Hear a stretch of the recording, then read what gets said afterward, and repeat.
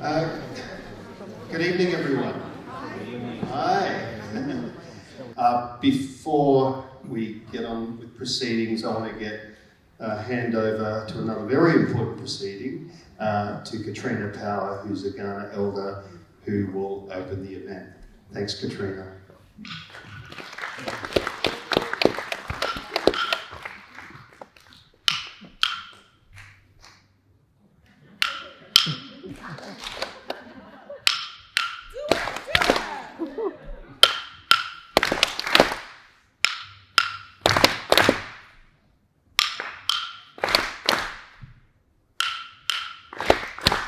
So Della, you're going to do another one now. All right, so listen to this. After I sing the word, you're going to clap, so listen to it. Kamame, tamamu, nankara, naichele, nafala, kawanu, yakana, yunga.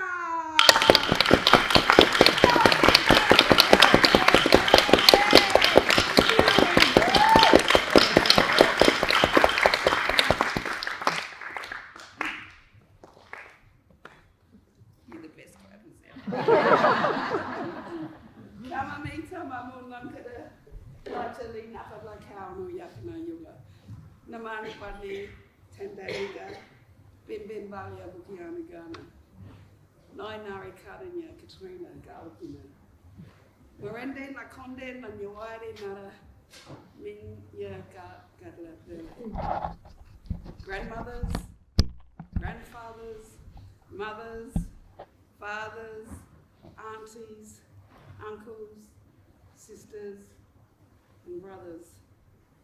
Today we come to sit and stand as the Kaurna do in sacred Kaurna land, stolen Kaurna land, land that has never, ever, ever, ever, ever been surrendered. We pay our respects to all the Kaurna that were, all the Kaurna that are, and all the Kaurna that will be. We pay our respects to all our elders, black, white, red, yellow, and rainbow.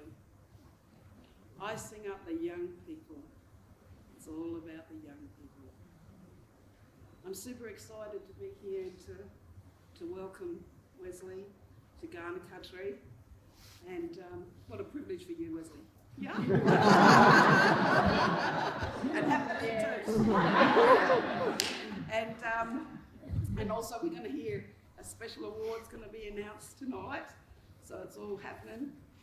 I wanted to say how happy I am that the Queen is dead. And I think we need to change King William Street. Ahead here. Australia needs to grow up. Yep. Stop sucking on the monarchy's titty. Yeah. Grow up and become a big nation. Start listening. We're speaking from the heart. 233 years later, we didn't invent the wheel, and look what we've fucking done to the planet. Yeah? So the wheel, we've survived for thousands and thousands and thousands of years. We got some good things to share and to tell. It's time for white fellas to hear us, because we got the answers. We know what's best for us. New government, new time, the colonial virus. You know what's so good about that? Is we're no longer hearing about the burden of the ageing population. I'm loving that. So time for change. Arts, making marks, making statements, making your presence felt in a predominantly white audience. But you know what? You're the voice for all of us. I might not agree with you. I might not even like what you do. But you know what? I'm going to sing you up and applaud you as a black warrior man that's given us voice on a national and international level. So I'll take my emu feathers off to you, Wesley. Welcome to Kaurna Country, everybody. And so good for me to be back here at Tandanya. I love the Kaurna Country. Welcome to Kaurna Country.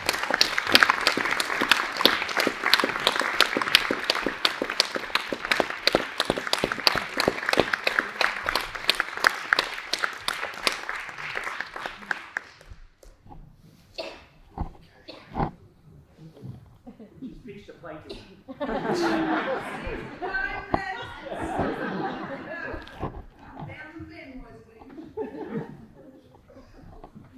I got a very nice hug from Katrina. Katrina as well. She's a great hugger. Thank you so much. So tonight, this is an event that's brought two organisations together, or two organisations have come together to bring tonight to you, which is the Graham F.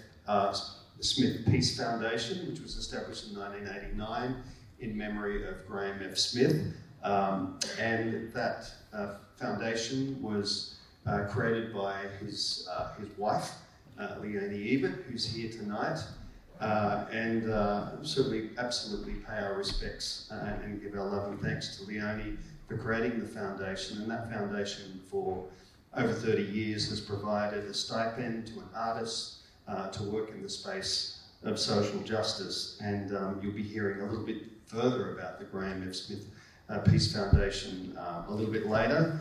And working in confluence with Assemblage Centre for Creative Arts, which was founded in 2020 at Flinders University at the College of Humanities, Arts and Social Sciences, which was an initiative by some of the key academics, arts academics there, and I was fortunate enough to be the founding director and steered through the first 2.5 years of Assemblage. And now that role has been handed over to Dr. Tully Barnett, who's here, and Deputy Director Amy Matthews, and they're both fabulous and wonderful, wonderful artists and people and thinkers. So terrific that those two organisations could come together and provide this, firstly the stipend in order to give a significant artist residence at Flinders University, working in the space of social justice and the arts, and also this annual Keynote. And I'm really, really happy that Wes agreed, and that our inaugural keynote speaker is the indefatigable and amazing Wesley Enoch. Wesley is a writer and director for the stage. He's also, as you've gathered, phenomenal and spokesperson for Indigenous arts and the arts in general in this country, and he's a deep thinker. He's incredibly passionate about what he does. He truly believes that the arts has a very significant role for transformation within society, and he really walks the talk in that regard. We need people like Wes because he engages in a discourse that is complex and deep, yet translates those difficult and deep and complex ideas in ways that we all can understand. He's a passionate spokesperson. He truly believes in the ability of arts to heal and transform, and he actually is a creator, and he does that. He makes his many stage productions that have done that, and he was directed the original stage production of The Sapphires, and Riverland here for Windmill, countless productions. He was the director of the Queensland Theatre Company for a number of years. He was also the director of Sydney Festival for 5 years. Really huge roles, and he used those roles as a launch pad in order to deliver his thinking and discourse that we're about to hear a little bit tonight. So that's probably enough about Wes, and you'd be much better off hearing from him. And so, Wesley, I hand over to you, and thank you so much for being here.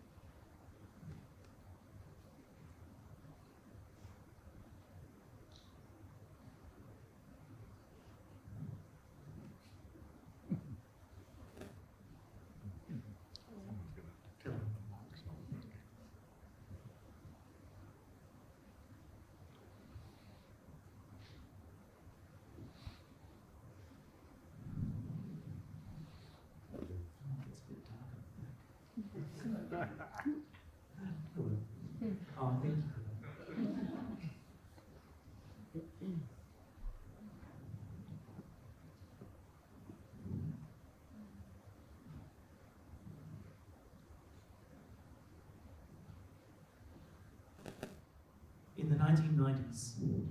I was working with Aboriginal young people in a youth detention centre in Brisbane, and I was in my early 20s. Just graduated from university and working with a social justice focused youth theatre company called Contact in their Aboriginal and Torres Strait Islander program. I had a privileged upbringing where both my parents were in my life and they both worked, and we had a home and enough food and clothing for us 4 kids and mum and dad and a huge extended family that I knew. This was a privilege. There was love in our house and art and music and dancing and storytelling. In many ways, I had been a very difficult child, rebelling against authority and rejecting rules that did not have a place for me to be me. Come in, love, come in. Come and take this.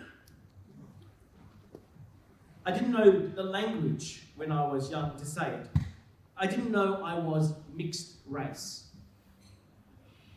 or what even that meant. I didn't know that I was gay or poor, or how to give these words to any of the feelings and experiences I had. No one sees their world as not normal. I remember inviting a friend home from school one day, and when he saw my father, he said, "Oh, your father's black." And I went, "Well, what, isn't yours?" Somehow I understood that a woman changed her shape to become a mother, and I thought a man just changed his colour. For a young person, the life they're living is the only life they've known, and they haven't learned to question anything about what could have been. I grew up knowing my family and feeling their support through the stories we told, the family gatherings, the rituals, and the arts that enveloped us and gave us a sense of who we were. But when I was suspended from school for the 3rd time for very antisocial behaviours, yes, very antisocial behaviours, that had earned me a lot of time in the sin bin, it was Mrs. Hong from the neighbouring class who was my salvation and diverted me from a life of anger and rejection. She allowed me to join her class. She also let me enter her classroom at 7 a.m. when I would turn up to school because my parents were going to their jobs much earlier than that. And she would allow me to draw on the chalkboard for an hour, from 7 till 8. And I would draw my feelings and compose pictures that sprung into my mind, and I would read and then write on the board words and thoughts, and I would fill that chalkboard and then clear it away before the start of each day, and the chalk dust landing on my bare feet, whether it be winter or summer. We had toughened feet back then. And I learned to express my feelings of being me.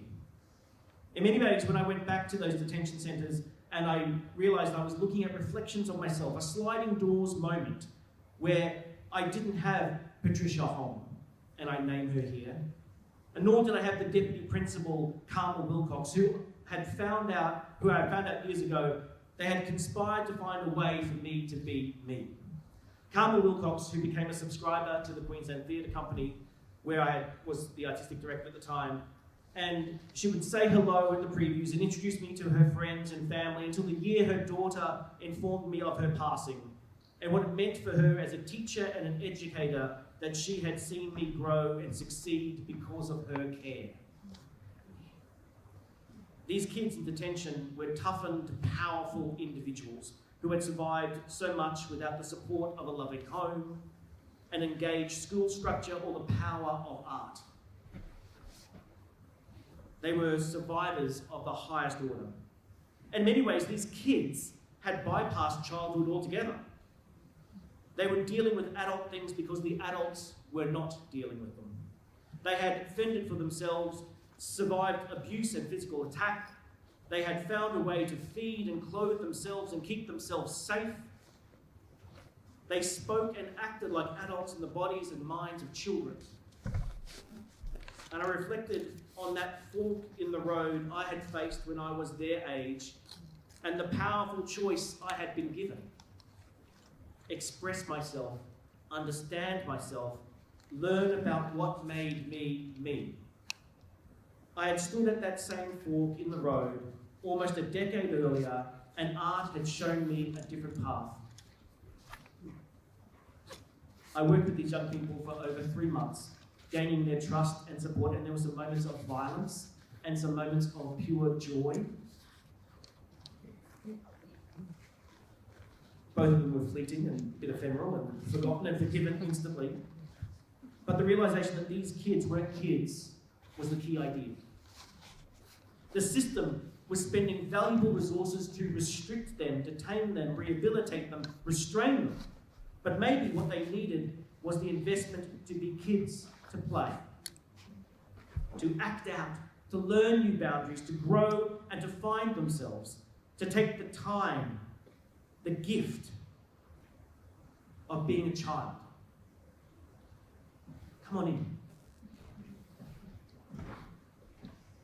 The most successful exercise we did, I will never forget this single day. We built a cubby house out of string and clothes pegs and long rolls of newsprint and sticky tape. And we built a little place that we could sit in together, like how a pillow fort creates a sense of safety and amazement, achieving the engineering and then reveling in it, just standing upright. And the idea that these prematurely adulted kids could be kids again was so wonderful to see. They worked together and argued about what was the right way to do it, and there were some tense times where I didn't know if we'd even done the right thing yet. But by lunchtime, the cubby was built, and they felt something childish, something fun. And after lunch, they came back into the room, keen to show the staff of the centre what had been done, and we sat inside this tent of paper and dreaming in silence. I asked the question, what is a story you know? A story that has been passed on to you that you want to share? And there was silence, a long silence. I love long silences. And the first person said, like Goldilocks. Could be. Could be a story that was told to you from a family member about where you come from, like where your country is. Another long silence. Another person started, when I got caught, my story was on page 3 of the Courier Mail. I went a bit blank. When I absconded, they talked about me on the TV. Everyone said so. That was not where I had imagined we would go.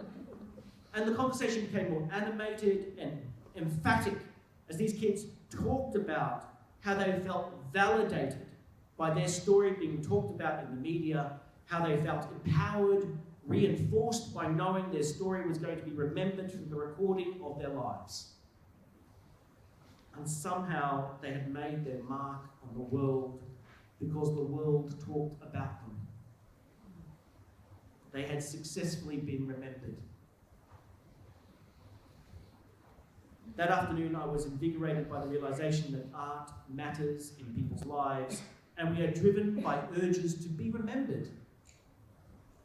For our story to be told, for us to feel connected to community, and in the absence of constructive ways of asserting our stories onto the public narratives, we will find destructive methods to be heard. That if we can't see our stories in the newspapers and magazines, on the TVs and screens, if our narrative is denied in the socials and silenced in the halls of influence, then we will find a way to break in, disturb, rebel, and steal the airtime to be recognised.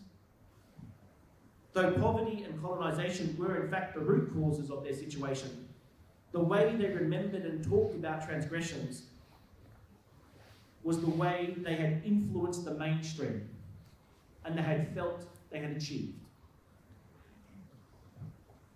Tonight I want to build a metaphorical cubby house here, where we will share stories and we'll be able to talk about yarns that will have meaning in our own way. That we'll build together a safe place to share the air, and we'll let us imagine these walls are paper and sticky tape, are string and clothes pegs, and beyond is a world we can shift and change through the power of our story. We can shift it and change it to be a world of our own making. we could leave a mark on this world to say, I live here, am I a part of something? I'd like to acknowledge the Ghana people and thank, she's run away. There she is. And say thank you so much for that beautiful welcome. And that sense of no matter how many times you're welcome to a place, it's always a refreshing new sense of belonging and standing. And that everyone needs that in our lives. Being welcomed is a wonderful privilege that we should never tire of. It is a powerful reminder of connection to country and to the history of trade and exchange. And I was talking to an elder about this, about why do we talk about First Nations cultures being the longest continuous cultures on earth? And this elder was saying, well, there's an unbroken line between the cultural practices of 1,000 generations ago to now. We are continuous in that way. And they thought about it a bit more and they said, there are two things, and I'm going to paraphrase here. There are two things that make us this way. That our cultures are about making meaning of the world around us, naturally adaptive, and we can incorporate change into the whole picture. We're not rigid or doctrinal. They didn't say doctrinal, though. That the world shifts and we've learnt to make meaning of it and find new stories of arrival. And number two, we had no epoch-ending warfare because we do not have ownership of land. Yeah. Don't get me wrong, there are wars and there are battles and there are warriors, but there was not the sense that one group wanted the land of another. Why would you want a land you didn't have stories for? And so in this continent, there was no end of culture, but continuous growth, continuous adaptation. The land is connected to us and we to it, and we mark the landscape in a way we mark our own bodies. There is a price to this transaction. Every mark we make comes at a cost to the world we live in. This sense of connection is not just a rhetorical construction. It is hardwired into the cultures through stories and relational frameworks. The story of creation is the landscape. We see the evidence around us in the topography and the plants and animals and the genealogies, the religion and spiritualities, moral and ethical frameworks, science, social structures, survival, conservation. They're all connected in a cultural approach. Yeah. With artistic delivery tools in the centre of culture. Painting, dance, song, story, ritual. That's how we connect. There's this fantastic story. I talked to a linguist about the use of adjectives in a lot of Aboriginal languages. You'll know the Pama-Nyuan languages, which is about 2/3 of Aboriginal languages, which have a relationship across the continent. And the other third have no relationship even to each other. And they say that there's very limited use of adjectives in these Aboriginal languages. That to actually make meaning, you have to create complex metaphors. Someone isn't tall, they are a tree. And the more precise the notion of that tree, the more precise the meaning you can create about that person. The sharpness of a tooth, then also becomes the sharpness of a spear. This notion of the body and the object connected, creating metaphorical connections and always in a poetic form. The more detailed knowledge you have of landscape around you, the more you can articulate yourself in the world, a broader vocabulary of place. Protecting landscape is meaning that we are protecting the way we can explain the world around us. Protecting landscape means we are protecting vocabulary and ways of thinking. The more you destroy the natural world, the more it silences you and takes away your ability to articulate yourself. The more you change the natural world, the more you remove the ability to point to a place and recite the story of how it came into being and how it relates to the world you have inherited. The more a thing becomes extinct, the less integrity can be formed in the interwoven body of story that relies on animal and site and river and that weather pattern, because the world is held in a tight web through stories that hold the very landscape together. I was told the story of a troopie, a troop carrier, the big troopie, travelling along the desert. Group of women in the back, driver in the front, and an arts worker. And as they were driving, the women in the back began to sing, become a little bit agitated, sing a little faster, sing a little harder. And the arts worker says to the driver, "Why are the women singing?" And they said, "Well, if they don't sing, the land will not form up from the horizon and we will fall off the edge." And we laugh, but why? Why can we not believe that the song of creation is embedded in the landscape and needs to be maintained so it can hold us all together? That our art is in fact the reason that we are here. We must tell stories that sing up the horizon and help us look beyond the everyday. Through storytelling, though storytelling is off the site of conservation because it tells us of our past and our history, the things we have known, it is also the home of progressive thought. Telling us stories that help bind us, the ability to make sense of the world around us, to explain it, and to make order out of chaos. Binding us together to our place, to the animals and the plants, to the natural world. And as the world changes, we find the stories that assist us to incorporate and adapt. When something seems to evade explanation, when it disturbs us, it seems to have no reason. We need to not just sit in our discomfort angrily, but ask our discomfort what needs to be remembered to make sense of this moment. I'll come back to this. To sit and reflect and to ask ourselves, why are we uncomfortable about this object, this idea, this being, this new thing? Where I come from, we have a dance called the Yadaman, which is the dance of the coming of the horse. And as you can imagine, horses, what are they? And so when they saw for the first time the troopers coming with horses, they said, the big brother is giving someone a piggyback. And the dance literally is holding the reins and then doing this. The hat floating on the head. And so this notion of explaining something like the horse, the coming of money, the story of the Toyota that was told to me about seeing the tracks in the sand and saying, it's like a serpent has arrived. The Toyota is in fact a serpent. We create stories of adaptation to make meaning for the arrival of things that have a disturbance in them. We adapt. We have continuous culture. In the time, this term, the everywhen, which people have heard, I'm assuming. Everyone? Everywhen? Yeah. Often we talk about, dreaming or dream time, or what other kind of childlike languages that often get used around this very complex idea. And the everywhen is this interesting term that is coming up. Because often Western society thinks of time as the constant, but time is a layering up on place. Place is the constant, and through understanding place, finding deep connection to country, you can transcend time. That telling truth comes at a price. And for every black fella in the house, you know what that's like. It's not like saying these things doesn't come easy. It comes because we need to say it. And now we need to keep showing love to each other and to everyone in the room. Because this truth is something that we need to do to get to the next step. We'll talk about that some more. So the past, the present, and the future are here always with us.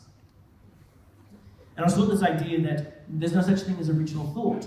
That all the ideas that were going to be had, every drawing, every painting, every story, everything was always made, all made at the time of creation, at the time before time, the everywhere. And that all of the cues, all of the stories were laid out in the landscape for us. And that what we need to do is remember the act of creation. It frees us up in many ways. It says that you don't have to be responsible. It's all there for you. And that there's no such thing as creation or innovation. It's all about remembering. That what we think of as creative thought is in fact the moment of remembering the first massive act of creation. In time before time, in the everywhen, all creation was created and laid into the landscape and are still there now lying dormant. Some stories have already been revealed to us. That is the past. Some stories are here with us now, being remembered in our lifetimes, and some will reveal themselves in the time to come. Solutions to problems have already been made in the landscape, ready for us to remember them, if only we can have the eyes and ears, the sense and the patience to connect. There is no such thing as human creativity, only human memory. And in many ways, it is our role to be custodians of these processes of remembering. Where I come from, we have a dance, people will see this dance, there'll be lots of different stories of the shake a leg, the wadama. And where I came from, it's this movement of the butterfly. This notion of you observe the butterfly and was told, what is it that you wish to talk about? What is it that you want to say? And you need to have a dance, a story about it, and it is about the movement of the butterfly, this creation of the movement. And by putting it into dance, by mimicking that movement, you understand that thing, that connector. I'm just going to jump to this a little bit then. This notion too of totems, you'll know them as, but ancestral relationships with animals. During the pandemic and the lockdown, I realised that a totem had revealed itself to me, and it was the ibis. This ibis that kept coming up, Leanne, you'll know, it kept arriving at me, kept talking to me. The bin chicken. During the lockdown, the bin chicken revealed itself to be an elegant white bird that could forage in parks and wash itself in public waterways and fountains. And it could be a gorgeous thing if it was left and not disturbed by the city. That when the bins emptied and the easy food had gone, the ibis returned to its natural glory. And then when I moved back to Minjirribah, Stradbroke Island, where my family come from, the ibis would land on the gutters of my house very heavily. And they sat there as I arrived. And I said, this is a totem that has chosen me. I didn't know this. And in many ways, a story that was then saying to me, how should I think about this? How should I stop eating from the bins to understand my natural glory and position? How should I stop feeding myself and dirtying myself in the bins and the refuse and the rejection of others? And how do I find my own sense of glory? And I started this thing of saying that sometimes totems choose you. Sometimes you're born into totems. These relationships form.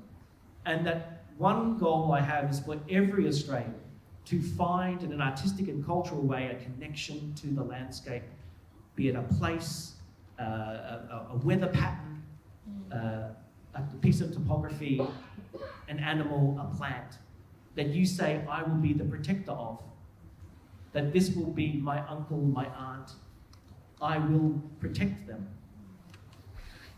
A totem I was born into was in fact the couple, the carpet snake. And when I was cleaning out the shed once, this little carpet snake appeared, little diamond python. And I went, oh, and I named him, I don't know whether it's him or her, named them the little cousin. There was a rooster next door that would wake me at 3 o'clock in the morning. And I would wake with a start and I'd go, the bloody rooster. It's illegal and I'm going to have them. And then maybe 3-4 months later, I saw something in the grass and I went, oh, why has a cow pat got into my front yard? And the little cousin was not so little anymore. And in it was No more Brewster.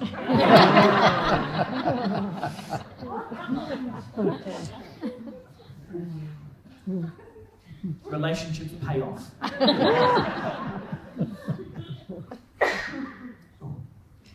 So jump back to the beginning.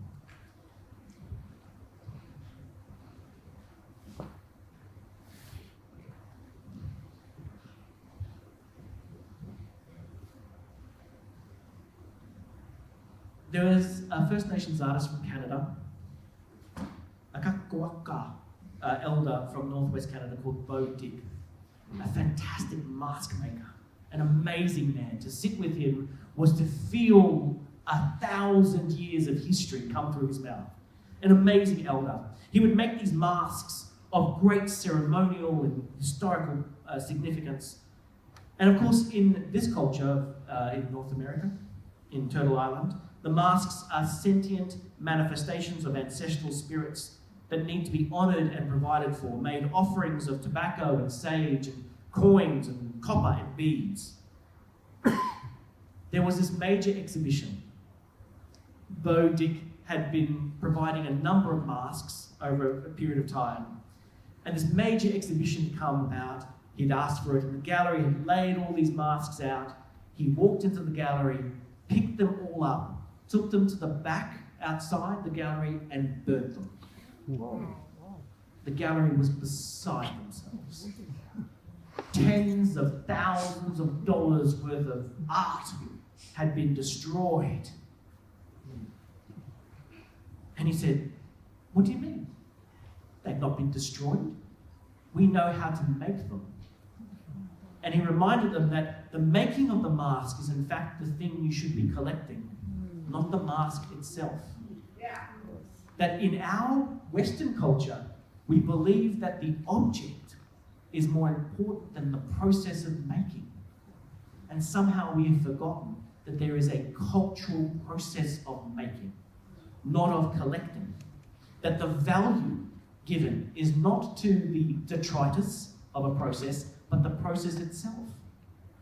Not to the end product that be sold and valued, can appreciate and value, can be displayed, but the idea that the young people know how to make it again. That it can be reiterated, adapted, maintained relevance for each generation, reiterating the story and making anew the past, rather than thinking the past is static. That history is alive in our making of it. This makes people uncomfortable. That many collecting institutions find it difficult to believe that the actual making, the skill of making, is the thing that we need to do. They find it uncomfortable to value something that is ephemeral and that is cultural, when the object can be placed on an auction block and sold and bought. Whereas we cannot. We've entered a time for many where discomfort is no longer the spur to our curiosity, but has become a point of argument and pain. We have become scared of discomfort and in many ways wish to shut down and close off any source of discomfort. Those who are different to me, who think differently, who question the things I believe, or have been the source of my comfort in the past, why should they be gone? Who might threaten my comfort and who remind me of the unfinished business of my story. In recent times, there have been 5 sites that I look at that have been attacked because at their very nature, we encourage discomfort. In the university sector, the pursuit of ideas, the pulling apart. In the sciences, if it wasn't for the pandemic, the CSIRO would be cut again. Where we look for evidence, and in fact, a Nobel Prize can come from questioning something, not from just accepting it. The arts and the humanities, where at our very nature we are exploring the idea of being human. Public broadcasting and journalism as a whole. We've only had to see the cuts to the ABC, but also the way the cooling effect on journalism of some of the previous government in particular, the way they dealt with it.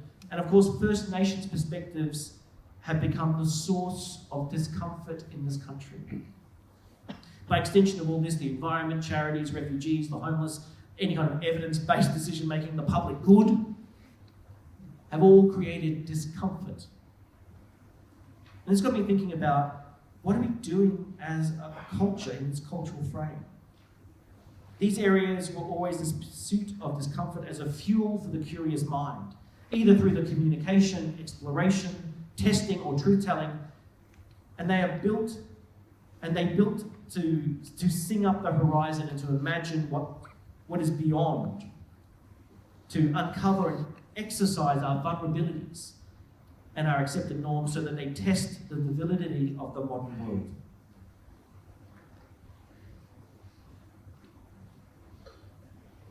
This is the conversation we must have around the voice. The voice, treaty, truth, is the natural evolution of whatever reconciliation movement was in the 80s and 90s. And Yuthi Indi knew it best in 1988 when we started the path to where we are now. You can hear it on the radio, you can see it on the television. A conversation that must be had, that makes us uncomfortable to reject what has gone before and embrace what needs to happen coming up. And there's deep, come on in. How is he? Is he all right? Yeah. You're like his Elvis.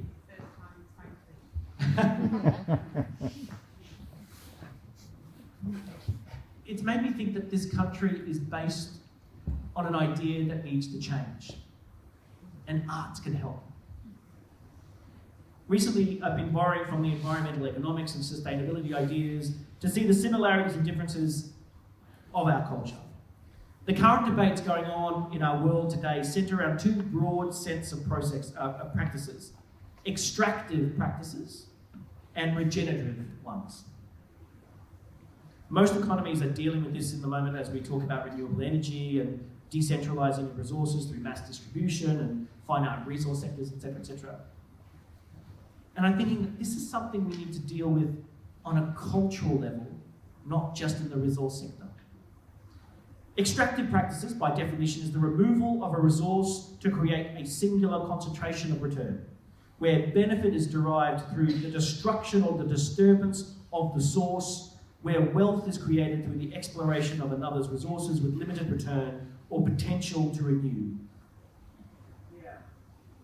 Consumption to the point of destruction of the viability of the source. In the cultural landscape and service delivery sector, we can see this as equating to the value of an activity for its instrumental use rather than its intrinsic value. How we use it rather than its value as it sits with us. What can I get out of it rather than a belief in its righteousness and its position in society? Though the mining sector is the clearest example of this kind of thinking, we can also see it in the collecting practices of museums and galleries over the past few centuries, the past few decades. But also the performing arts, where we've bowed to economic pressures, where we see the provision of arts activities as a financial transaction for those who can afford it. Removal of the cultural discussions and debate, placing the gear stick of culture in the hands of the few at the expense of the many. How do we address this? By contrast, this idea of the regenerative practices, by definition, they are where the renewal of the capital base or the source is built into the model of production.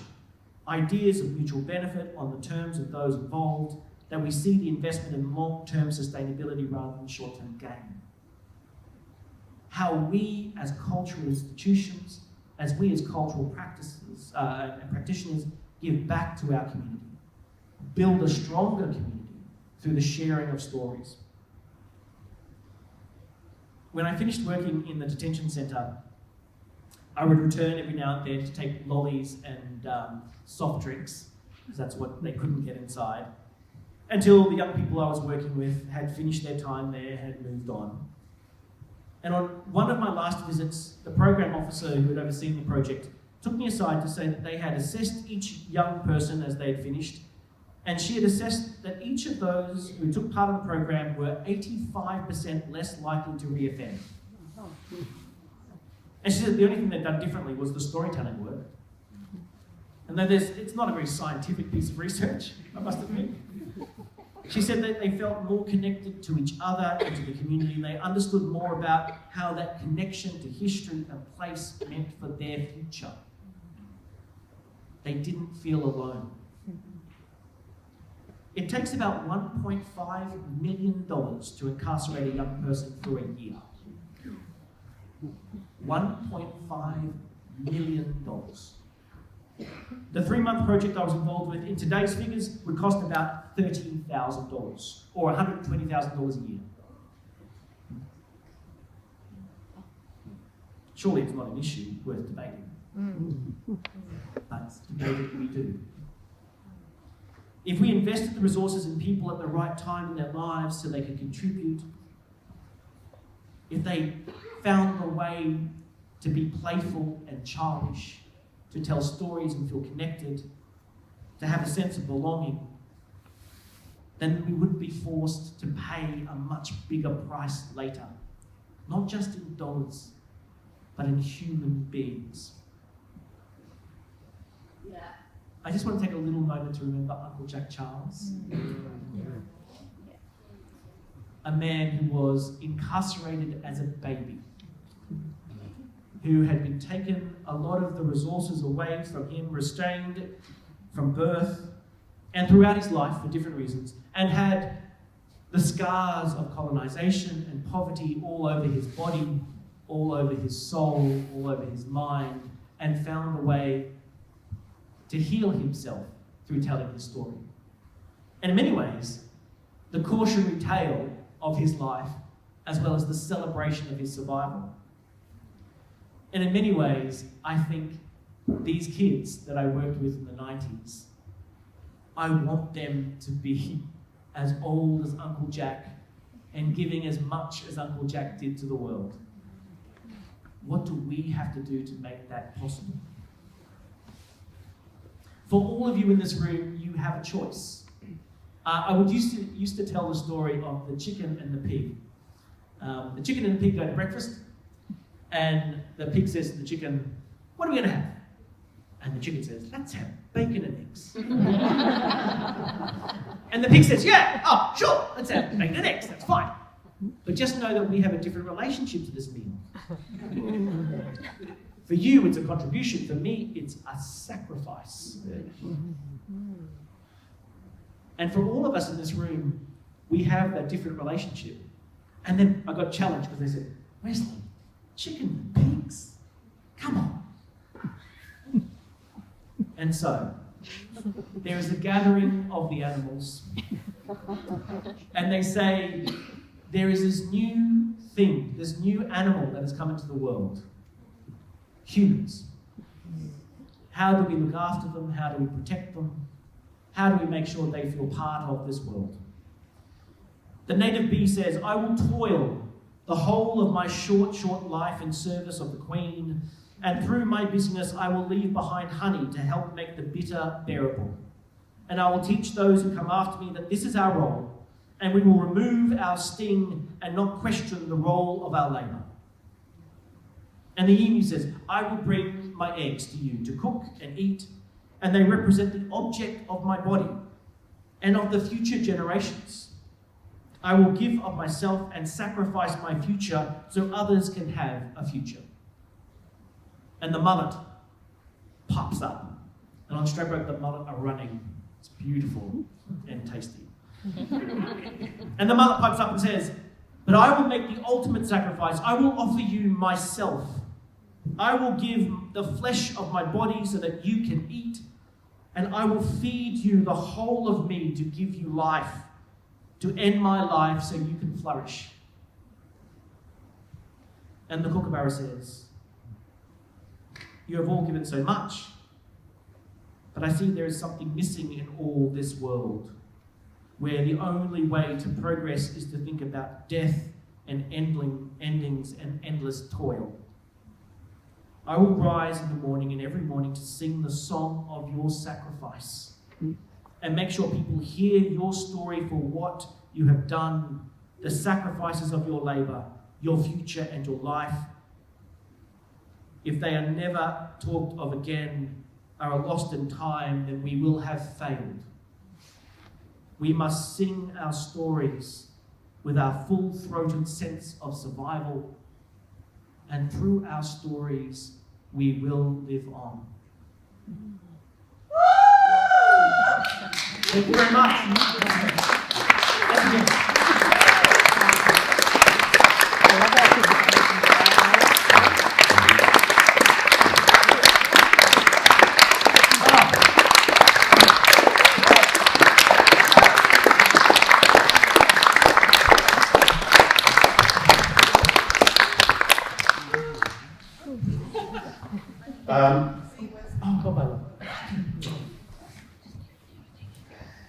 Thank you, Wesley. That was incredible and much to think about and also inspiring. And what I always, whenever I have an interaction with you, Wesley, I always feel your generosity, the precision of your mind, and the kind of generativeness of the way that you think that's so valuable, and a sense of that we can do anything and that we can go forward.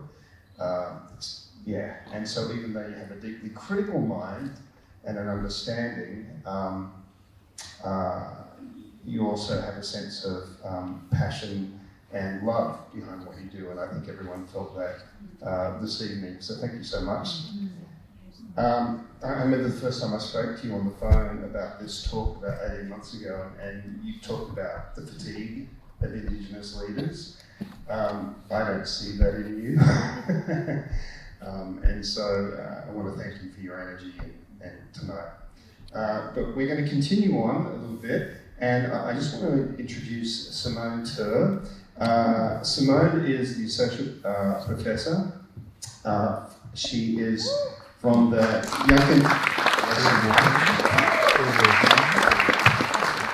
She's from the Yankunytjatjara community, northwest South Australia, and has resided in Adelaide and Garneyata, South Australia. Simone is the inaugural Pro Vice Chancellor Indigenous at Flinders Uni and is responsible for advancing Indigenous outcomes across education, research, employment and well-being at the university. Simone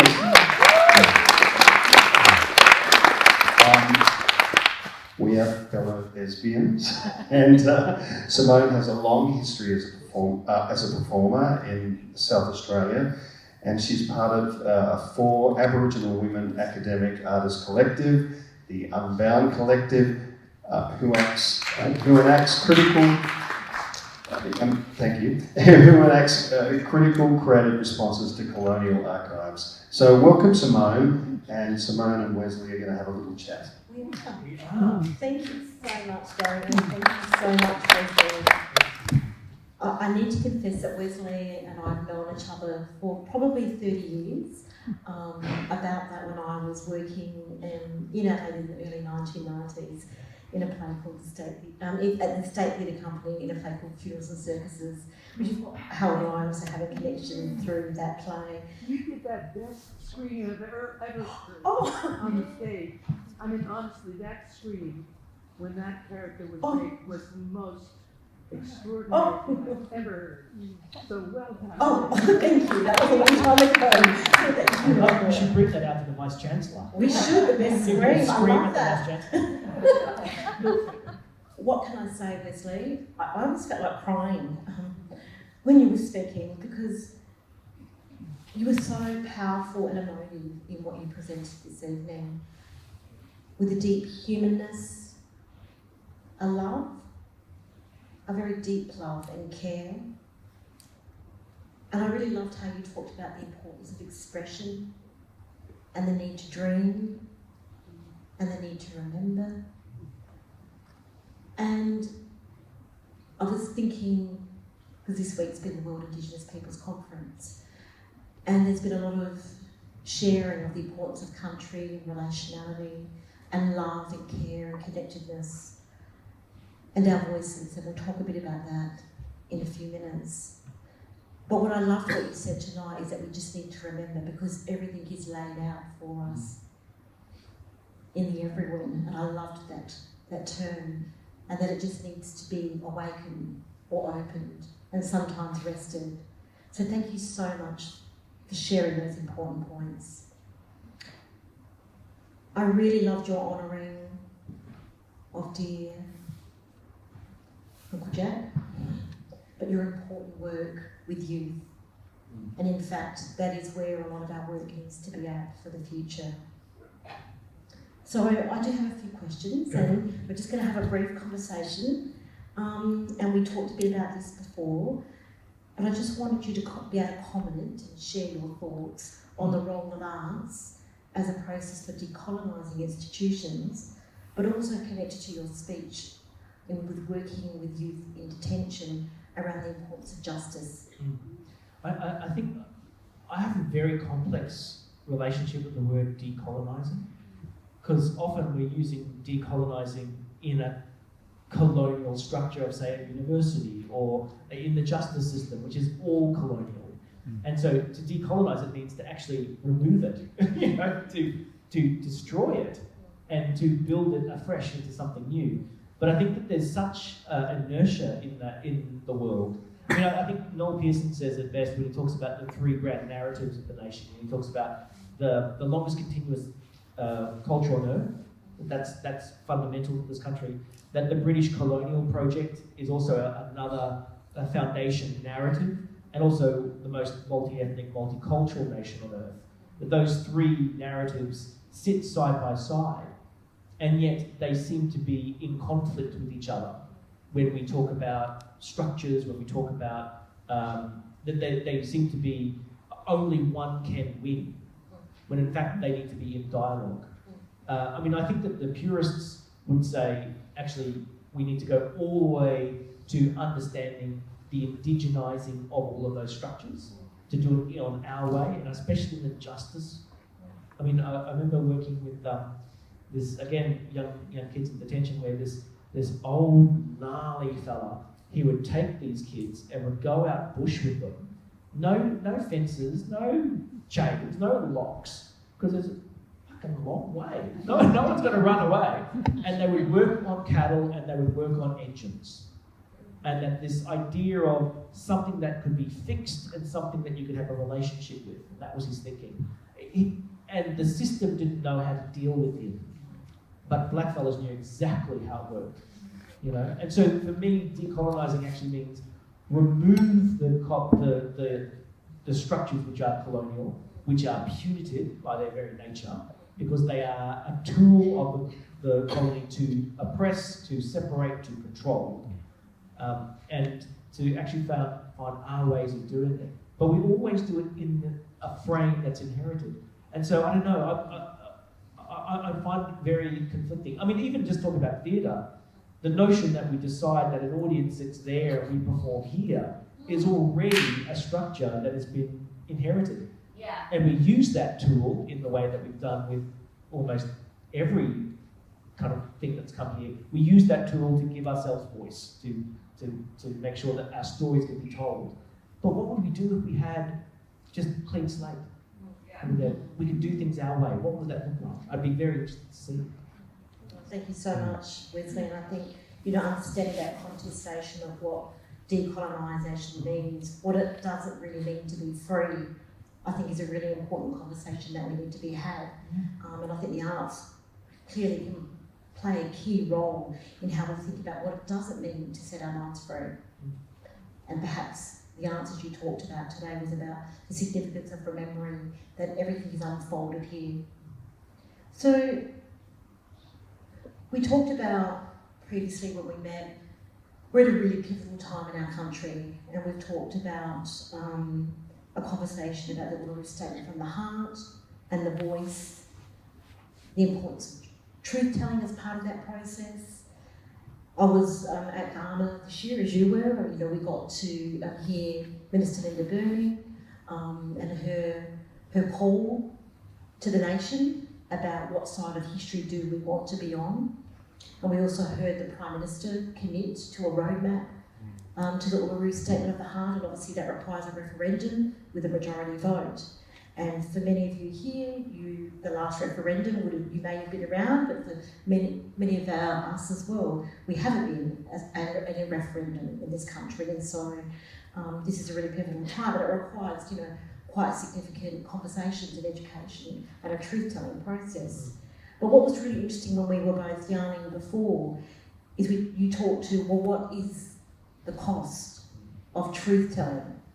So I'm really interested for you to discuss that. And then the second part to that is but what happens about the lies? About the lies, yeah. Well, I think we talked about that a little bit in that little break before too, going, I went to this dinner party and it was fantastic because there was this absolute arsehole there. And he was saying, the way for you to get the voice to Parliament is to make sure you tell the stories that need to be told. And I went, okay, what does that mean? And he was basically saying, the harder the story, the more sympathy you'll get from the audience and the more they'll be on your side. And so we have to re-traumatize ourselves to tell our traumatic story to make sure that the non-Indigenous audience or listener will believe us and will say, yes, you can have that because we've seen you suffer. And surely there's another way. And this whole conversation around going, but what about all the Royal Commissions? What about all the studies? What about the different reports? What about the pieces of art? What about all of that stuff that's been going on for decades? Are they nothing? Because you now need it to be immediate. And this notion of the trauma that lives in all of our families, I mean, none of us are immune to it. My behavioural issues were absolutely a sense of unresolved trauma in my family through alcoholism and violence and a whole range of things.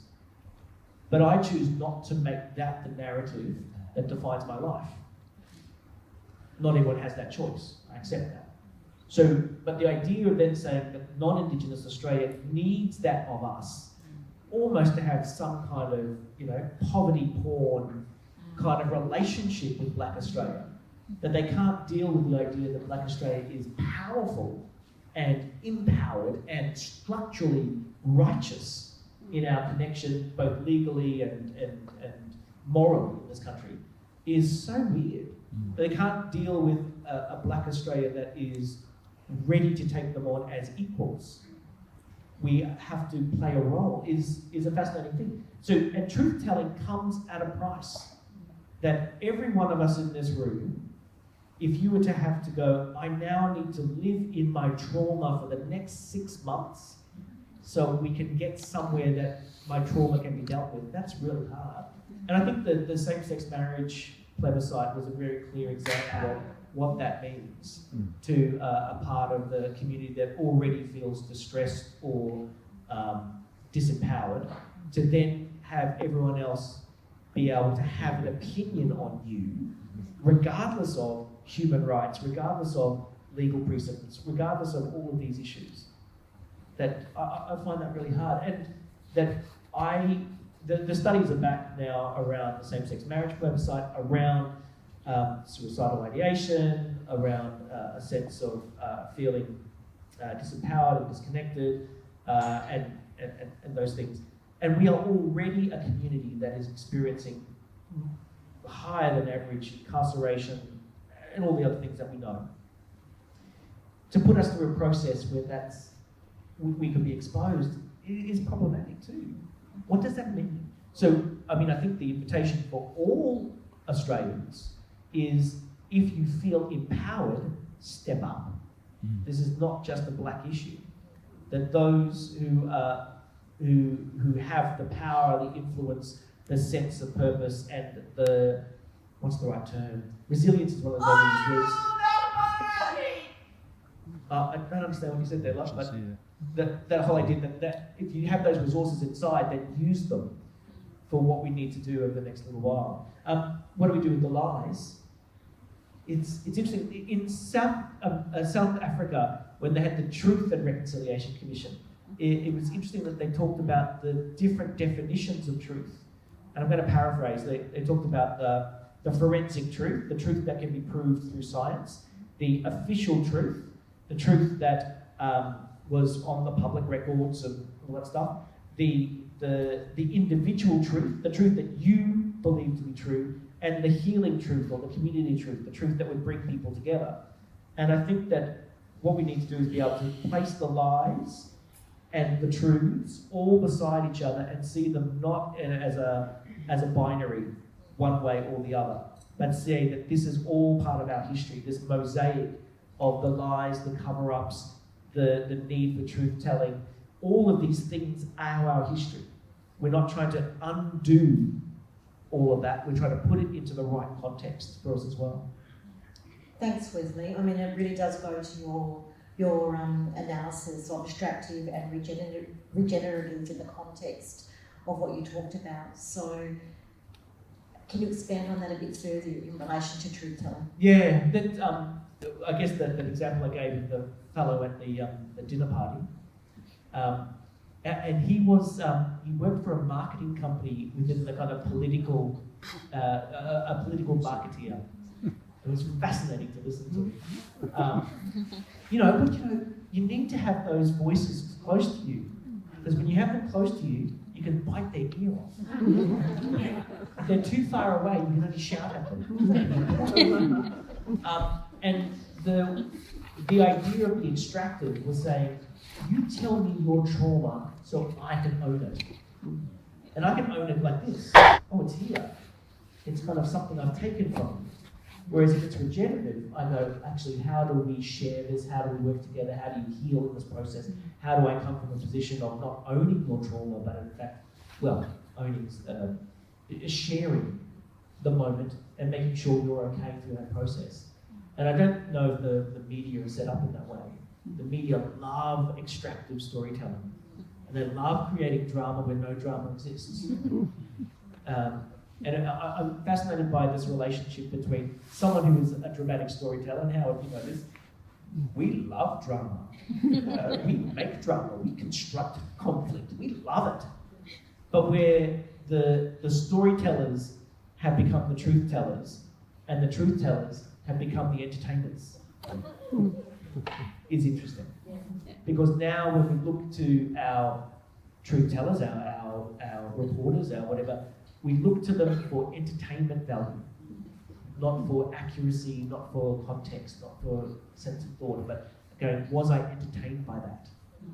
And I'm finding that that they may not be equipped with the right tools for the next part of the storytelling that we need to do as a nation. Excellent, thank you so much, Wesley. So we've only got a couple more questions, but can you discuss your expressions of sovereignty? Ooh. Mine? And maybe through the arts. Yeah, this bird has taught me. So my family comes from Mijiraba, and going back home, living on country. My father died. He was 65 when he died, and which was about 8 years ago now. And I bought this house on Stradbroke as a kind of sense of connection to him, and to the families, and having a place where the families can come together. And this notion of going, and what a privilege that is, to be able to live on country, and to be taken to the grave site of my great-great-great-grandparents, and said, this is where they are buried, which was in an unmarked grave until 2 years ago, when through oral histories we were able to say, we know where they are buried, and then through scanning, we could prove that. And this whole sense where the oral tradition and science met to say, this is the site that my great-great-great-grandparents are buried. Fascinating. And this notion too that my grandfather, when my father died, we also got my grandfather a headstone. And my father told the story that when he was, because my grandfather died at the age of 43, and Dad dug the hole to bury him in. And a tree sprung up on that grave. And so we always knew this massive gum tree. We always knew that tree was my grandfather. That tree had fed on my grandfather, had grown strong through my grandfather, and had reached forward and out to be this massive gum tree.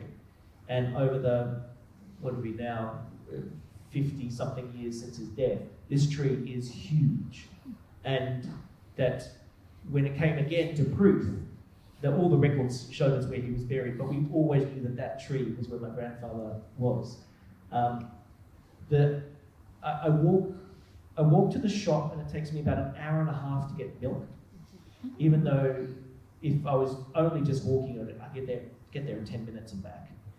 Because you talk to one auntie, and then you keep going down the road, the other auntie pulls you over and says, "Don't talk to that bitch." That bitch stole my man in 1972. And I go, "But she married him and has kids to him." "Yeah, but she still stole him. So don't talk, And there's got a long sense of family interaction and connection. And yet they're basically across the road from each other. And this sense of that sense of history. And when I talk too about that idea that time is in fact a layering up over place, that where the house I'm in, my aunt well, I should call her grandmother, but anyway, my aunt said that's a great place to camp in summer because the water table is quite low and it's quite cool. So that's great in summer, but in winter, it will freeze your ass off. And that's exactly what happens. So this deep knowledge of country is also part of that as well. Thank you so much. This is the final question, and I think it really goes back to the beginning of your keynote, and you talked about the importance of knowing self, relationality, young people. So could you offer some final comments on your vision for the future in Indigenous creative arts?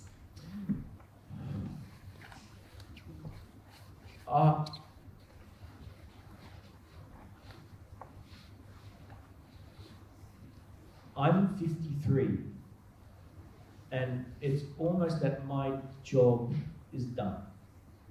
My job now is not in the things that I create, but in the things I can help others to create. This notion that there are processes that you go through as a young person which are vibrant and exciting and rebellious and tearing things down and building things up. And then you get to a certain point when it becomes an act of hubris to take the space. So the job then is to enable others to make things happen. So for me, this notion of what is the sovereignty, the decision making, and we had this conversation before, I think we're about to hit what I call peak blackfella, where there is more demand for blackfellas than there are blackfellas to fill the jobs. That every corporate wants a blackfella, every government department wants a blackfella, every bloody kind of university wants a blackfella. Everyone wants us at an executive level. And I go, to influence culture. And I'm now thinking what we need to do is say, if you want to really influence culture, we actually have to be in charge. Yeah. So for me, it's not just about Aboriginal First Nations decision making. It's actually about saying, we're in charge of it. Yeah. So what does it mean to have a blackfella in charge of the Australia Council? What does it mean to have a blackfella in charge of large festivals or theatre companies? What changes? What shifts when that occurs? And how do those shifts become structural rather than just something that you're trying to nudge along? And I think it's because when we're in charge and we have built up skills because we, through our shape-shifting and through our ability to articulate all our different environments, our community environment, our professional environment, our families, how all those kind of things, the skills that we've developed are incredibly highly tuned, and they're not necessarily something that you can access in middle management. So we have to now go, what are the executive level positions? what are the moments where Simone is the Vice Chancellor of the university? Because when you put Simone as the Vice Chancellor, is she in the room? Anyway, but when you put us in charge, you start to see a structural flow that can actually make a much bigger and long-lasting shift than we can in middle management. Not to say middle management isn't good and it's great and it pays the bills and it houses our children and feeds our families and keeps our community strong. But if we want long-term structural change, stop keeping us in middle management and make us in charge. Fantastic. Thank you.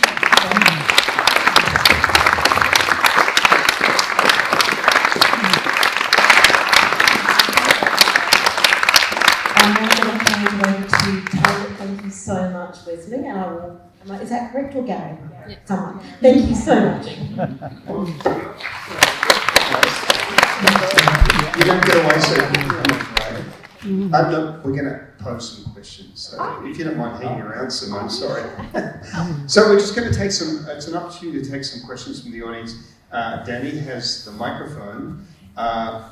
And I'll try and repeat the question if necessary. My hearing has been damaged from years of iPods and Discmans and Walkmans and being in Dad's studio standing next to a really loud speaker. So, so if you could just speak up into the microphone. If anyone has a question, that would be brilliant. Can I challenge people to ask a question? Because there'll be a lot of need for reflection, I think. But if people can be challenged to ask a question, let's have the reflection in the foyer. Sorry, that's a bit harsh. Been to too many writers' festivals. I've got one just to get us started while people think about it. You're involved in the National Cultural Policy process. Is there a capacity in that process to, sitting at the table with our Federal Arts Minister, Tony Burke, to get some of these amazing ideas that you have shared so generously with us tonight into that process? Yeah. For those who don't know, there's this National Cultural Policy review going on. I'm part of a small group looking at First Nations kind of cultural policy review and looking at mostly submissions. The submissions that are coming through at the moment are really about a few areas. Protection, looking at the protecting of First Nations ICIP, especially, let's say fake art, those kind of ideas. There's also the idea of integrated training models. People might know CDEP, the Commonwealth Development Employment Program, which was basically the work for the dole before the work for the dole, but was used a lot in the kind of art centres and looking at developing artists along the way. And so this idea of integrated training models within bodies, that's a really big idea. Artistic ambition as well, saying that that because of an act of history, just a fluke of history, we have a whole range of non-Indigenous companies of a particular size because they got on that kind of funding treadmill and things earlier, and for ideas of poverty and colonisation, we're coming to those resources and the need for those resources later. How do we fund those? And how are they done on our terms is the big thing. They're basically the big things that are coming through at the moment. And the idea too that the site for these things should be a sense of community, a sense of coming together. That we often, and maybe this is going to change within universities. I've got to the point where I don't know that universities in an undergraduate degree is the best place to train an artist. I think that the pressures of universities and the legal the financial structures are such that they're they're just a huge investment. And whether in fact we should return to apprenticeship modelling.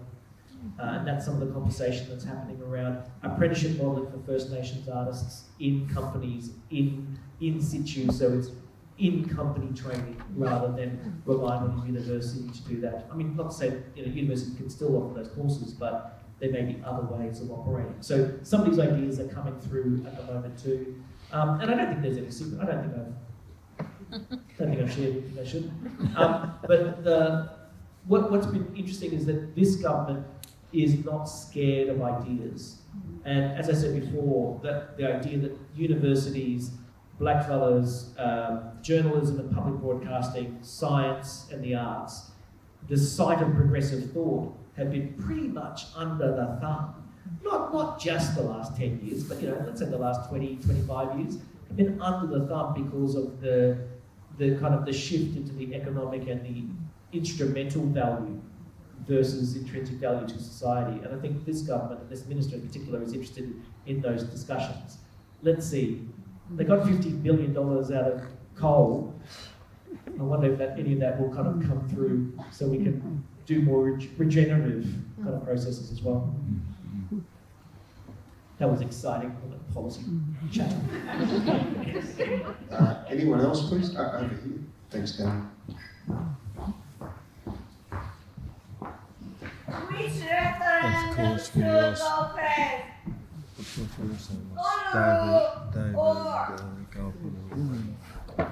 Monarchy. Agreed. What I heard you say is that the Uluru Statement was important and should go through. Yes, thank you. Just to pick up on where you just left off, so you talked about meeting with Minister Burke in an arts capacity. How do you see the integration? So you talk about CDP, which is funded by the National Indigenous Australians Agency, so that's Minister Bernie. How do you see things like the arts industry and meeting with the Attorney General to actually have an impact in the justice sector? How do you see us working with the Department of Social Services? How do you see arts actually having an impact in mainstream buckets, which are the big buckets of funding?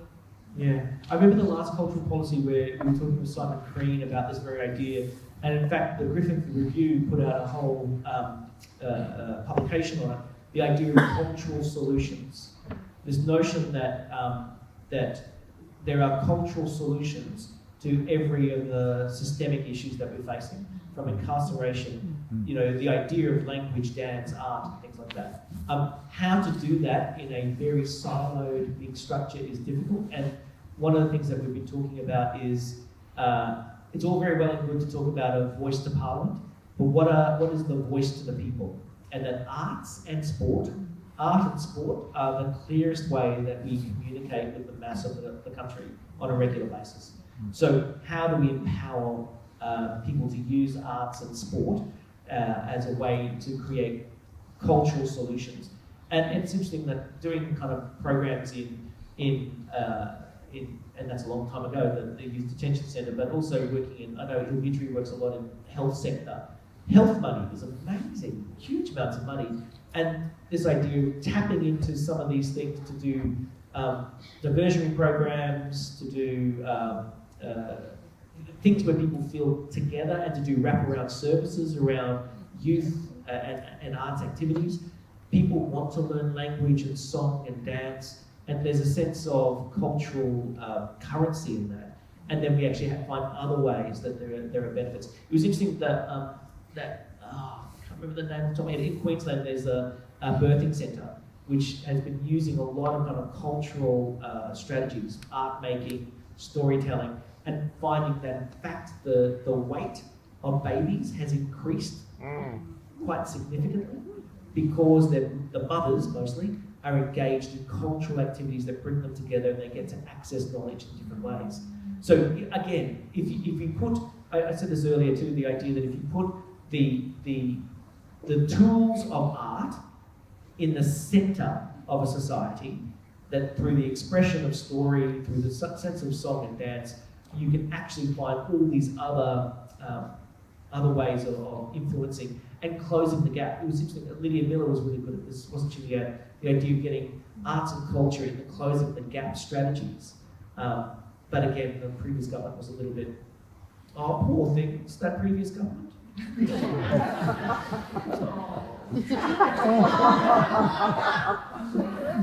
just needed a little bullet. No, but they had no way of understanding the importance of what arts and culture could do in Aboriginal communities. That was not their raison d'etre. So I'm being a bit cheeky, but that sense of saying, we've got this opportunity to talk about that a bit more now. And this topic was really talking about social justice and arts, and talked around it a lot, but I think by demonstrating how important storytelling is at creating community and bringing people together. Now all the hands go. I'll go this one and I'll move around to this. Thank you. Thank you for that talk. I'm wondering if, as we're talking about telling and also about making it, that it's always that's in the area of production. And if you might speak a little bit more as well about the shifts that might need to happen, that there's an emphasis, a kind of corresponding obligation to listen and a kind of ethical responsiveness. And I think, you spoke to that a little bit in terms of regenerative as opposed to kind of extractive. But if you might speculate a little on what might need to happen to cultivate that. Is that me? Maybe. I don't know. Well, I don't know if I've got the answer to that one, but I think that there's a sense of by being given platforms to speak and then using those platforms, it's really important. And I don't know about you, but I find listening to blackfellas really exciting. Listening to people's plays, I just find it really exciting because in many ways there's more. Chelsea Watergo is fantastic at this. She talks about hope. She says fuck hope. She's very clear about this. If you get to read Another Day in the Colony, she's really full on about it. And I said, but what she says though about that is that no, hope is often seen as the end of a process, when in fact it should be the fuel for change. Yes. How do we actually fuel change through a sense of hope? And I think that's this notion of listening. Some people have to step down from knowing. I am a 3-year-old in my family, in my community. I am a 3-year-old. I come up and I speak big fancy words and do all this stuff here. I go back and I sit in the corner and listen because I don't have the rights to do anything else. They're proud to do all this stuff, but I don't have that responsibility and rights. And so I know where my place is. And I think that when anyone comes into someone else's home and you don't know the rules, you sit and you listen and you wait. There's a certain arrogance, I think, in a lot of society at the moment that thinks that they know because this is what it has to be. No, it doesn't have to be like that. Free yourself from that. And I think that the opportunity and the hope that Aboriginal Australia has to offer is one, and First Nations Australia has to offer, is one of saying we can actually help free you from the destructive behaviours that are going to drive you and all the rest of the society kind of into oblivion. So let's listen to that. I mean, it's interesting. Victor Stephenson, Victor Stephenson, who does all that kind of fire burning technologies and stuff. He's fantastic. And during all those bushfires, we had all those bushfires before the pandemic. Those ones. Fast, almost that burning off technique now is almost uniformly being applied throughout the nation. Because people went, oh, actually, that makes sense.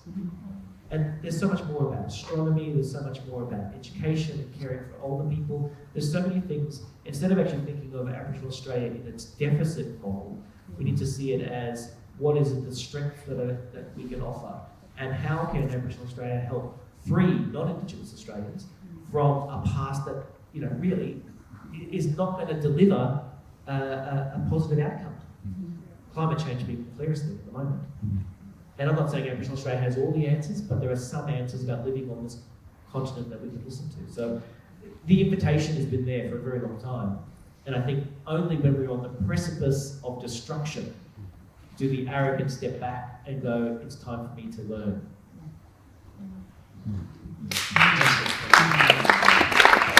Just one last question, if that's okay. This took a bit there.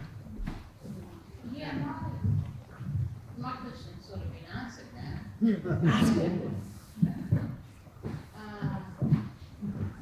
Well, it was about hope and integrity. And I'm a bit fuck hope too. Yeah. It's not been close enough. But I don't want to lose my integrity. Yeah. And I know sometimes we get treated better overseas as First Nations people. It definitely feels better.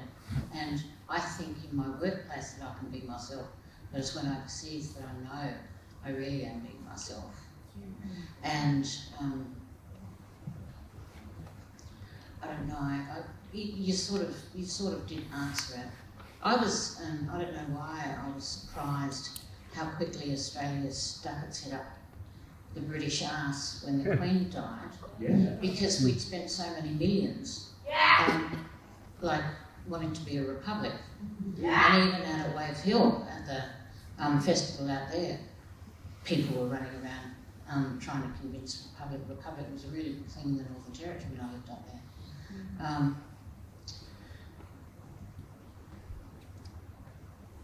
I don't know, I guess I was just begging for something about integrity from you. You sort of did answer my question. Yeah. I think the bin chicken. And we laugh because we recognise it, but that being as simple for me about going, actually, how do we actually clean ourselves off and become ourselves? And and many of us do this. We're shapeshifters. We move into different environments and we shift to what is needed at that particular place and time. We speak with a particular voice. We code shift. We do all those kind of things all the time. But how do we find ourselves in that process? And I think, having run Sydney Festival, running Queensland Theatre Company, where I've gone into those structures, and sure, I think I made a change, but I think those things also changed me. And needing some time out to just go, what is it about? I'm working in the native title body at the moment, working on an arts and culture strategy. That is the hardest job I have ever had.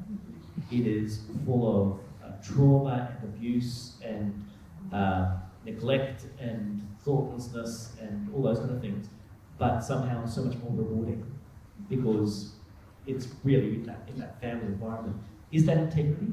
I think it's a sense of reminding what's important along the way as well, and where these skills need to be placed. So I don't know. I don't think if I was to reflect honestly in the last 15 years, I don't think I've kept my integrity that whole time. I think I have compromised it time and time again, thinking that the greater goal would be achieved through those compromises. And in the end, you don't know. You don't know what you're leaving behind. Would you be offended if I unprinted a bin chicken t-shirt?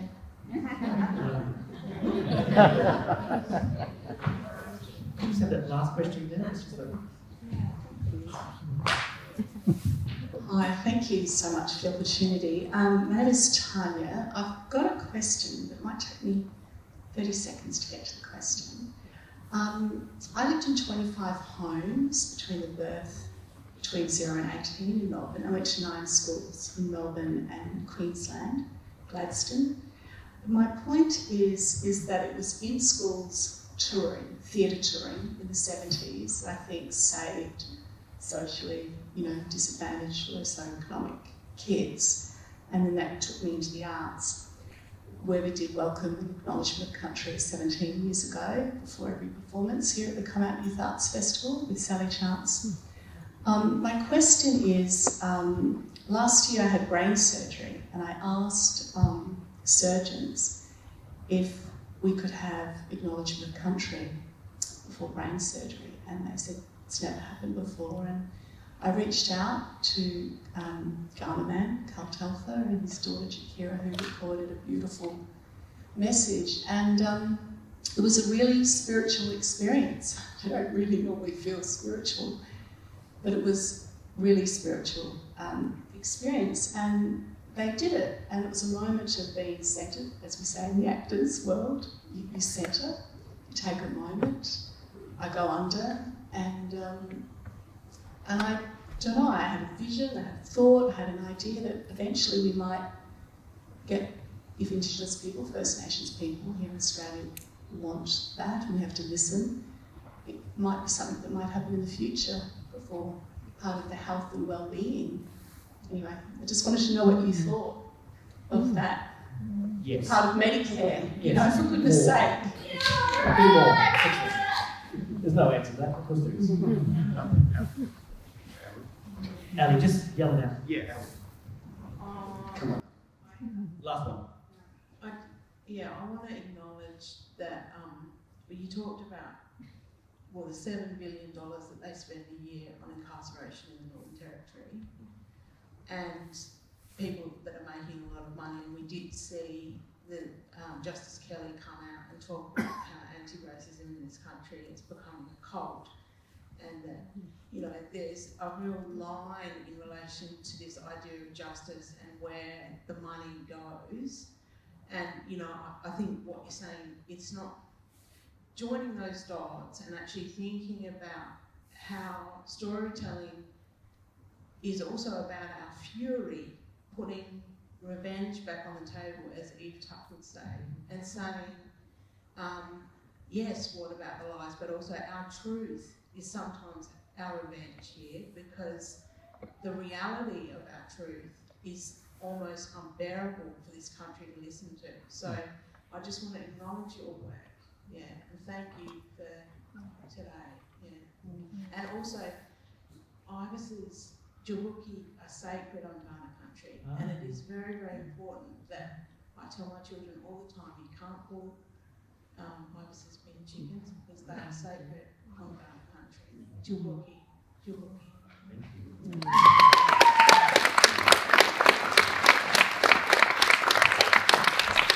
Thank you so much. Just one more thing very quickly. This was presented, Wesley was presented by the collaboration between the Graham F. Smith Peace Foundation, the Assemblage Centre for Creative Arts at Flinders University, and just very briefly, Tully Barnett from Assemblage, who's the director of Assemblage, and also Naomi Ebert-Smith, who is the chair of the Peace Foundation, have an important announcement. So thank you very much.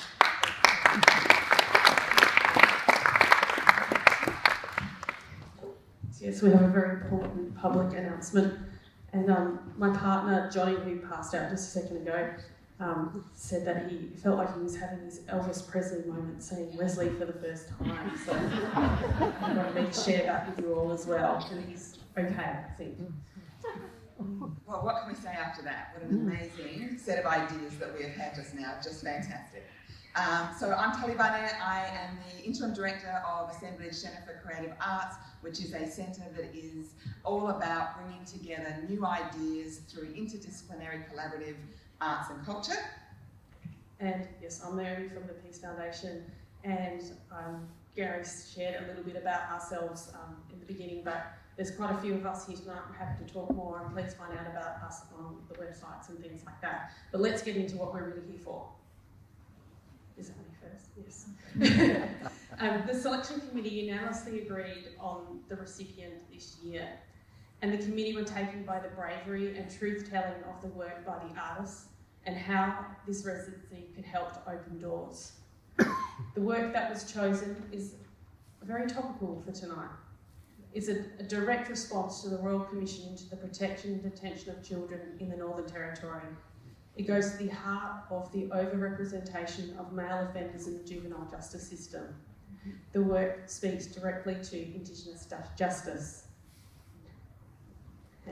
So we would like to announce that this year's 2022, the inaugural Peace Award as a collaboration between Assemblage and the Graham F. Smith Peace Foundation recipient is H. Lawrence Sumner for his play Seven Sorrows of Mama Book. And we would like to welcome Howard to the lectern to share with us a bit more about his project in development and how the residency can support that. Congratulations.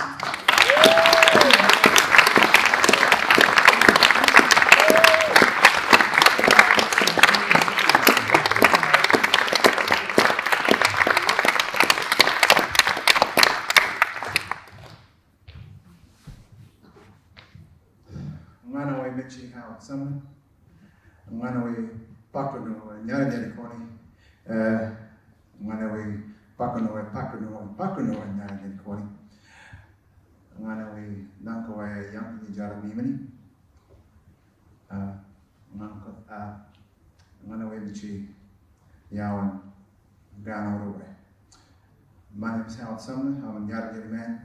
My father was a Ngarrindjeri man.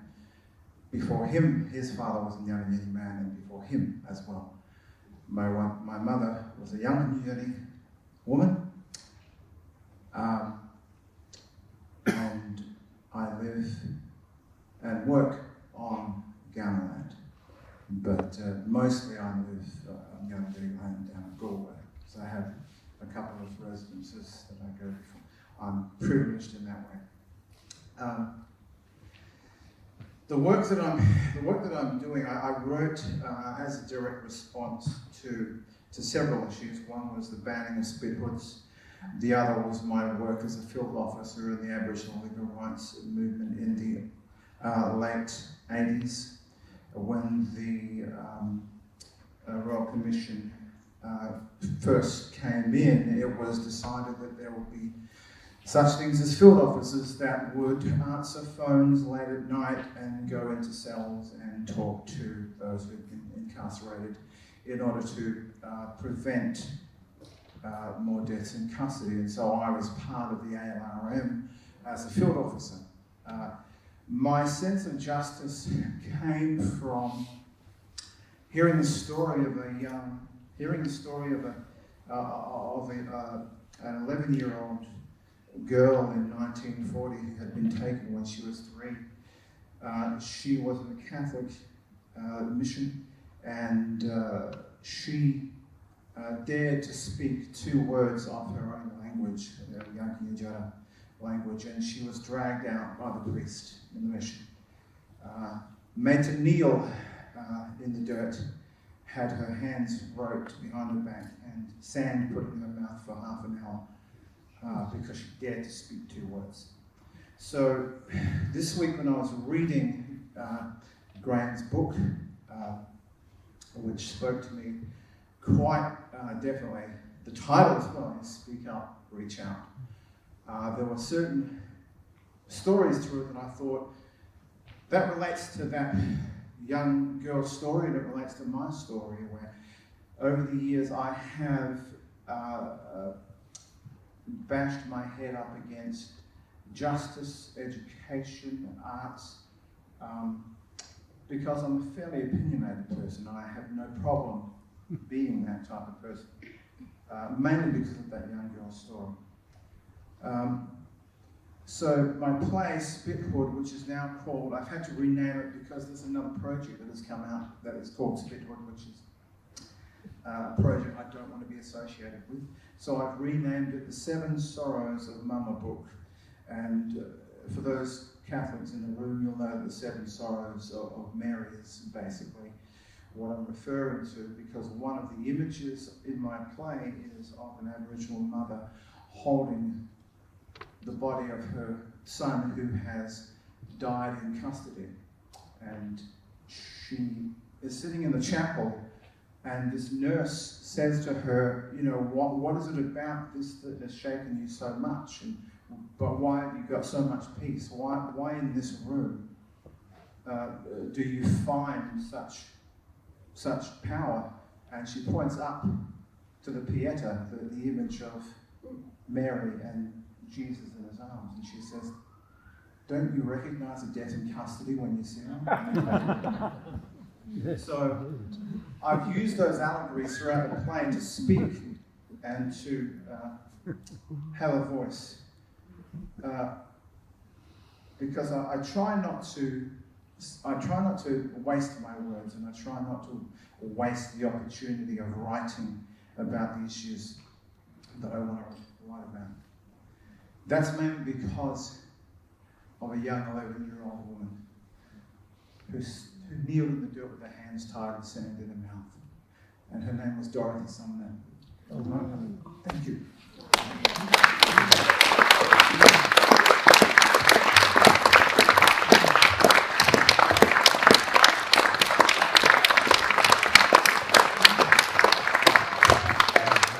Congratulations, Howard.